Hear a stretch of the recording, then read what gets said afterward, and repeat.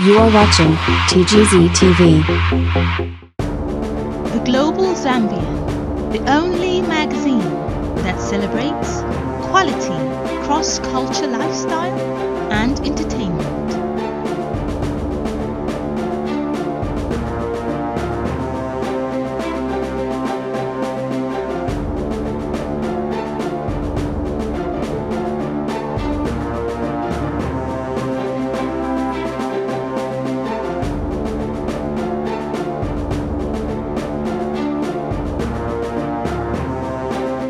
Thank you for coming out tonight. I want to thank Pharrell Williams for being such a wonderful supporter of Norfolk State University. Yes, most recently we received from Jay-Z and Beyonce $2 million for our students to be able. So we're working with the world's biggest brands. You're using our experiences when you pick up the Google devices. You're playing with the demos that we're building. When you're on Adidas's website, you're playing with stuff that we've built. And we're doing that here with a team of talent, a little over 50 strong. See? Told you. Come on, 757 business community, what's up? So the question is, what am I doing here, right? And I think what is really appealing is trying to get ahead of the curve and identifying the next Austin, the next Nashville, the next Asbury Park, the next Atlanta. And I'll tell you, I travel a lot. I landed today, super easy flight. You guys have the most welcoming, the cleanest town I've been to in probably 10 years of traveling. What tipped over some of these destinations we look at is we look for an advocate. Every one of these markets had a tipping point. It starts with an advocate and typically driven by arts and culture. And for me, after traveling as much as I do, along with my competitors, Aries, BlackRock, everybody who will be presented, to be flying into this event speaks a lot about your advocate, Mr. Williams here. You guys have incredible potential, and this is one of the last pieces here along the East Coast that is ripe for the picking. So I appreciate you inviting me, all right? I wish I was alone without my competitors here. You know, we can sort of start our footwork and our groundwork right here. Trying to keep the arts and culture alive in the 757 for sure. I run Black Ambition that was founded by Pharrell last year. The best way that I can describe Black Ambition is a conversation that we've had is by asking you guys all a question. Like, who are you uninterrupted? Like, we funded 34 companies this year. Dose of Beauty is a Virginia-based company that was our top HBCU prize winner. We had close to 2,000 applicants nationwide.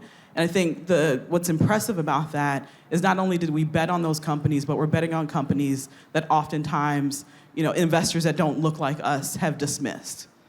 And one thing that I've seen, I've been at the firm about 6 months now, there is really a trickle-down effect when you make investments in communities. And for example, there's a real estate development opportunity I'm looking at in a major city. It's a Black-owned firm. And what's amazing when I look at the history of their projects, number one, they're undercapitalized, and so they don't have as much access to capital as other peers, despite having better returns in building larger projects historically. But when they do access capital and build residential buildings, number one, their staff is diverse. 80% of their workforce is either Black, Latinx, or women. Number two, they employ, to help build their projects, they're hiring Black and brown businesses to do the construction, to do the accounting, lawyers on the deals. And lastly, for the community, once they're putting up these residential buildings, they're having incubator programs. They're having community gardens. And so really it's an ecosystem that's built around access to capital. And first what you need to do is capitalize strong founders, strong businesses, that will do more with minority-owned businesses. And so BlackRock is stepping up to do that while we're a small sliver of 11 trillion up to our senior management and CEO. This is one of the main initiatives of the firm. I'm here to tell you ESG is a top priority around all serious institutions. And absolutely, the environment is, especially in beaches, is of utmost importance, but the society part of it. Destinations like this one and opportunities like this one can really benefit because everybody is committed to doing good. And I'm not using it as a slogan, it's a priority. Everybody's going to be rated now based on ESG initiatives. And that opens Can you explain ESG? Absolutely. For some that don't know what it is. So there's a huge movement to net zero, basically free carbon to take care of the environment. There's governance matters, and there's the society matters. What are institutions that are flashed with cash doing to benefit the society? And a big part of it is what do we do about diversity? What do we do about opportunities?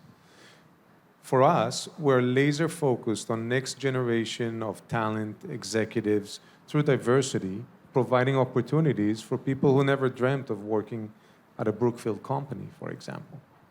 So we today are measured, I'm measured on how diverse my group of talent is. What backgrounds did they come from?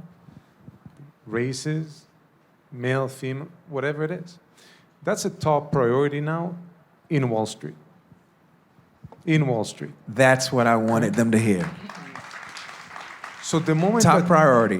when you can zero in on communities that you can do good and deliver the returns, that really makes this initiative ripe for the picking.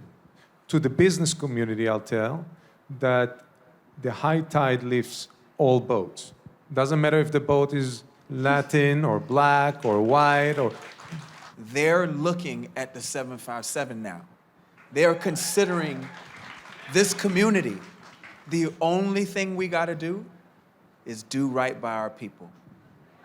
We got to do right by our people. And that's why I keep saying this is not political, because when it comes to politics, nobody wants to talk about human rights. So that's not what this is. This is business, isn't it, Shai? It's all about the IRR. It's all about the IRR. You see? So that's why I wanted you guys to hear this. Because you don't have to listen to me. Listen to 650 billion. Man, community, like the whole idea of community is what's gonna fuel and gonna move Airwave Music Group to the next level. I feel like with Airwave Music Group, I'm trying to bring all of the acts and get all of the powers that be that have, you know, the ability to push those acts forward. Radio, college radio, you know, promoters, and just the community themselves, like just people themselves, be able to look at your neighbor and know that he's like a dope artist and say, oh man, I can support him, like other cities do. There is a change in momentum and people building things here in a way that has not happened for as long as I've been paying attention to it. In the last 5 years, there's people showing up in huge ways, building businesses, building culture here. They're amazing. There's a bit of a disconnect between where the ideas and the energy are and where the resources and the control is. And if we can bridge those audiences together better, things are going to happen a lot faster than they are right now. Don't make it about you. Make it about us. Make it about we. You know? One person or one small group of people shouldn't make the decisions for this entire region. It should not be the case. That is not interesting to you, is it? It's not, because it shows that you're dealing with a location that is short-sighted. So we're long-term investors. We look at countries, municipalities, markets that are long-term. We're a 110-year-old company. So for us, when we identify areas to invest in, we want to see that long-term approach. And you might not know what you look at 20 years from now, but where it will take you, but you have to set some goals. That's our net zero approach. We want to be carbon neutral by 2030. We're going to start working on that.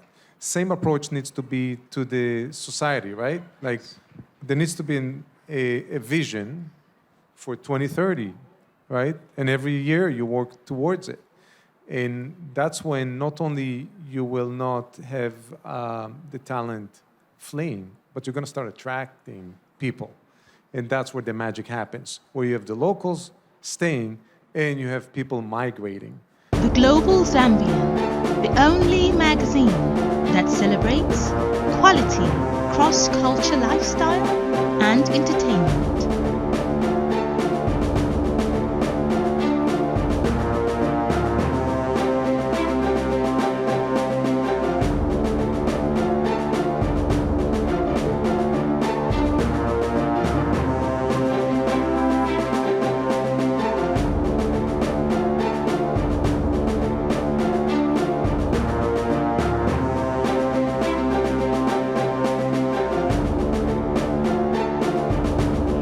You are watching TGZ TV.